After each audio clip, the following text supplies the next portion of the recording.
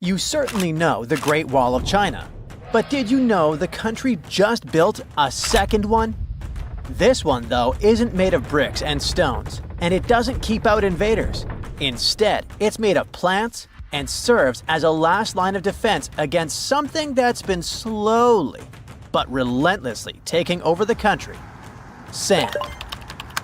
This big barrier surrounds the tricky Taklamakan Desert, located in the northwest part of the country. This area is huge, covering an area of over 130,000 square miles, just a bit smaller than Germany. It has some massive dunes, some towering over 300 feet, which is taller than a 30-story skyscraper. The temperatures are crazy too, with scorching heat in the summer, often going up to 104 degrees Fahrenheit. But it's not just the size or the temperature that makes it so fearsome. It's the way it moves. Yep, this is the world's second largest shifting sand desert. 85% of it is made up of dunes that move as they're carried by the wind. The sand is constantly swallowing roads, villages, and farmland in its path. The more adventurous travelers who cross the desert by car or bus can actually see the sand moving across the road. But they also notice something interesting on the horizon: green bushes. Don't mistake it for an oasis, though. That's the new Great Wall, or rather, the Green Wall. A massive project designed to fight desertification and control dust storms. But is this really such a big deal? Absolutely. China has been battling desert expansion for quite some time, as one of the reasons is that they need more space. You see, China is one of the most populous countries in the world, second only to India. And now you might be thinking, okay, but their territory is huge, so there's plenty of space for everyone. Well, technically, yes. After all, we are talking about a country that spans over 3 million square miles, almost as big as all of Europe. Even though China is huge, not all of its land can be used. A big part of the country is covered in arid terrain, places that aren't really suitable for construction and have very few people living there. There are 12 major deserts, which make up nearly 20% of China's territory. And this problem is only getting worse as the wasteland keeps expanding. In the future, deserts could take up as much as 44% of the country. Even the capital, Beijing, is at risk. By the way, the capital is already being constantly hit by severe sandstorms, forcing residents to stay inside to avoid the heavy air pollution. For years, China's deserts have been spreading at a rate of more than 1,300 square miles a year. Take the Ningxia-Hui region in northwestern China, for example. It's surrounded by 3 major deserts and has been battling desertification for over 60 years. And as of 2010, 57% of its land had already been affected. This isn't just an inconvenience. Desertification destroys farmland, crippling food production. It also forces people to abandon their homes after watching their village get buried in sand. Authorities are working hard to relocate these people to safer areas. And for those who choose to stay, life isn't easy. Farming, for example, is becoming more and more difficult. For example, farmers in the town of Tonggunawa say that when they were kids, they could dig and find water tables about 6 feet deep. Now, they have to dig about 16 feet just to reach water.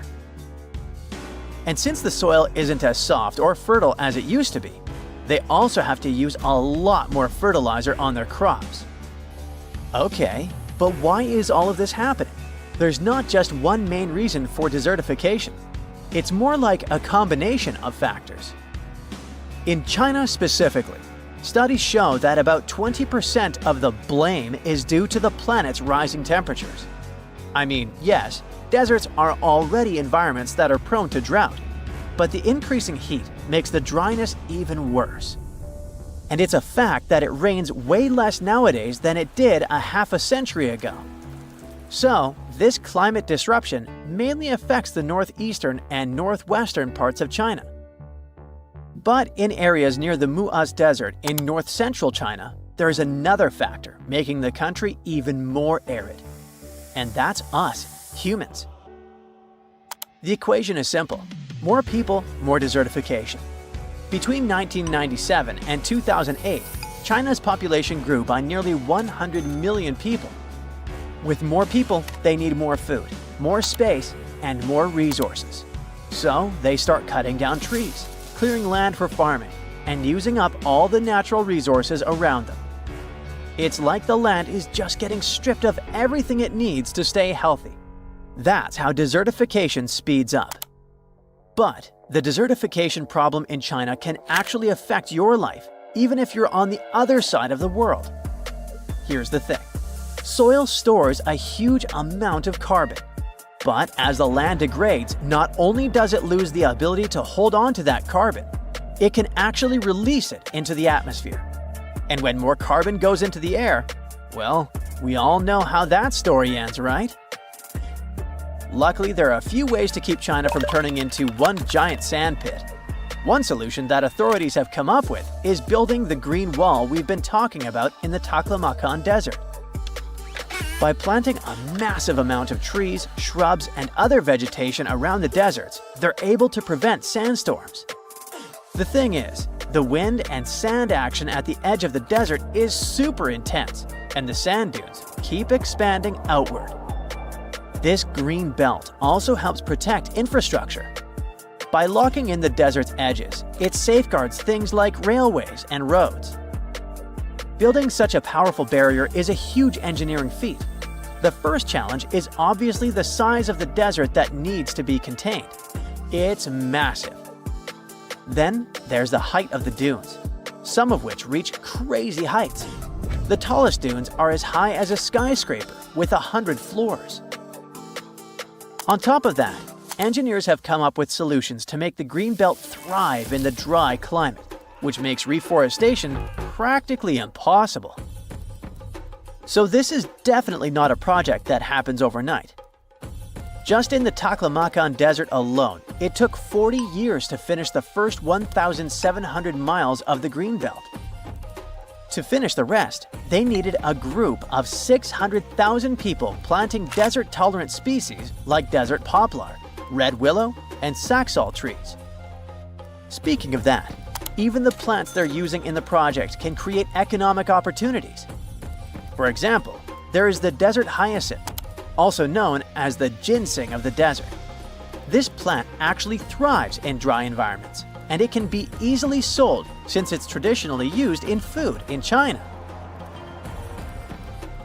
Besides the plants, they're also setting up solar power bases around the desert. Installing solar panels there doesn't just generate power, it can also help keep the sand dunes from moving. This huge man-made barrier, which stretches about 2,000 miles around the Taklamakan Desert, was finally completed in November 2024. And it looks like all the hard work from the engineers really paid off. The portion of the country covered by deserts dropped from 27.2% in the previous decade to 26.8%. That's pretty amazing. But where did all that sand go? It's not like it just vanished into thin air. It's more like it's been contained now. The sand that used to move around is not spreading anymore, at least not taking over more land. The battle against desertification is far from over, but one thing is clear. China is no longer just fighting its deserts, it's actually winning. Ah, Phoenix. This sizzling gem in the Sonoran Desert isn't just another American city. It's more like a giant oven where you can throw a party, as long as you don't forget the ice. Seriously, if you find yourself here in the summer, brace yourself for some serious heat. We're talking about temperatures that regularly pass 100 degrees. And in 2024, Phoenix hit 110 degrees 55 times during the summer, tying the record set just the year before. Now, I get it if you're not a fan of hot weather, but apparently a lot of people love living in a sauna. Phoenix ranks as the 5th largest city in the United States, and it is the capital and most populous city in Arizona, with 1.7 million residents as of 2024. And if we're talking about the metropolitan area, also known as the Valley of the Sun, the population is almost 5 million. Yet, good luck finding someone actually born here. Out of every 4 Phoenix residents, 3 were born somewhere else. Believe it or not, Phoenix wasn't always this bustling, crowded place. It became one. A few decades ago, it was just a sleepy little dot on the map. Back in the 1940s, the population was around 65,000. It wasn't even close to cracking the top 100 list of the largest U.S. cities. Now, at that time, Phoenix was mostly an agricultural hub, and its economy revolved around what they called the 5 C's: cotton, citrus, cattle, climate, and copper. But things really started to change in the 1950s thanks to one life-changing invention. Drumroll please? The air conditioner. Actually, it was the portable version that came out in 1945, created by an American inventor named Robert Sherman. Phoenix residents owe a lot to Robert for making life bearable during scorching summers. Before AC, people in Phoenix would literally move their beds outside and build sleeping porches. They'd protect that kind of outdoorsy space with light curtains or some kind of net to keep the dust and bugs out. Fun. Anyway, the point is that the air conditioner played a big part in making Phoenix an easier place to live. Since the 1940s, this city in Arizona has transformed from a dusty little town into a sprawling urban jungle, and it's still one of the top 10 fastest-growing metro areas in the U.S. The best part is, it looks like that won't change anytime soon, since this 519-square-mile metropolis is surrounded by rolling desert, with plenty of room to keep growing as far as the eye can see. So, who's dropping everything to move to Phoenix? Well, Californians are the city's biggest fans. According to a recent survey, a third of all new renters moving to Phoenix come from Los Angeles. Okay, that survey might not be the most reliable since it only applies to the source's clients, but it does line up with U.S. Census Bureau data from 2019, which says that 70,000 Californians moved to Arizona in the previous year.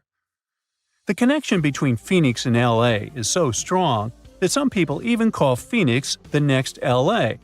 You've got to give Phoenix credit for capitalizing on its proximity to Southern California. The city offers lower taxes, fewer regulations, and lower costs of living, which makes it a magnet for businesses, especially in high-tech and service industries. So, in the 90s, Phoenix was considered a non-stop generator of jobs. In the last few years, we've seen the number of jobs only go up, and the unemployment rate has dropped by nearly half, going from 6.3 in January 2014 to 3.4 in the same month in 2024. Now, when it comes to big city problems, you can't avoid talking about traffic. But here's another reason why Phoenix is a dream city. It doesn't even come close to the traffic nightmares you find in places like LA. Estimates show that people in Los Angeles waste about 119 hours a year just sitting in traffic. But in Phoenix, it's more like 61 hours. Huge difference, huh? And let's not even start talking about the money people waste just sitting in traffic. In LA, drivers burn through about $2,440 worth of gas per year. In Phoenix, they waste 25 gallons of fuel, which ends up costing about $952. Yeah, that's still a lot of cash, but compared to LA, come on, that's a steal. Phoenix being okay in terms of traffic might have a lot to do with how the city was designed.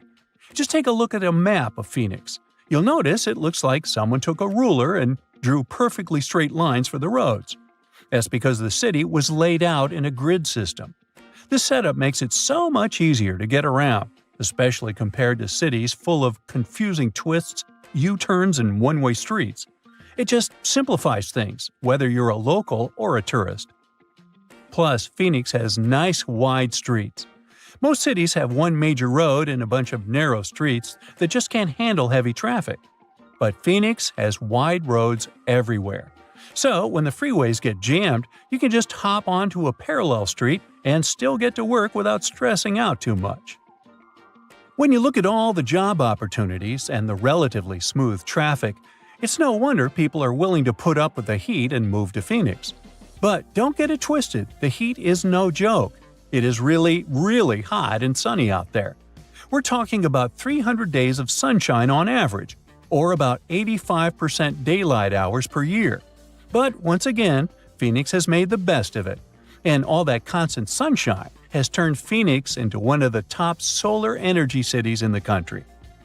Now, you may be wondering, a city in the middle of the desert with barely any rain, do they actually have enough water? Well, they do. Phoenix has its water situation pretty well sorted out, thanks to multiple sources. I mean, they don't rely on rain alone, which is a good thing because, desert life. Most of their water comes from way up north and east of the valley, where snow melts off the mountains and flows into giant reservoirs, storing it up for those dry years. But most of Phoenix's water comes from the Salt River Project, which brings water through canals and pipelines from the Salt and Verde rivers. Then there is the Central Arizona Project, which transports water all the way from the Colorado River. They even get a bit of water from underground wells. And Phoenix doesn't want to waste a drop, so they're smart about recycling, reusing treated water to keep parks green, and even recharging their groundwater. Since Phoenix is all about sunny skies nearly every day of the year, it's normal that people can get a little moody when it actually rains. But here's the thing. Phoenix always gets a surprise up its sleeve, even when it comes to bad weather. When it rains in the deserts, locals get treated to this unique earthy smell. It's thanks to the creosote bush, a desert plant that releases an amazing fragrance when the rain hits it. People describe it as the smell of rain, and honestly, it's one of those fresh, clean scents that makes you forget you're in the desert for a second. And if you've never stopped to think about why Phoenix is called Phoenix, well, it's based on that famous legend of the bird that rises from the ashes. Now, after knowing all the special things about this city, and its unique ability to turn challenges into advantages, we can say the name couldn't have been better chosen.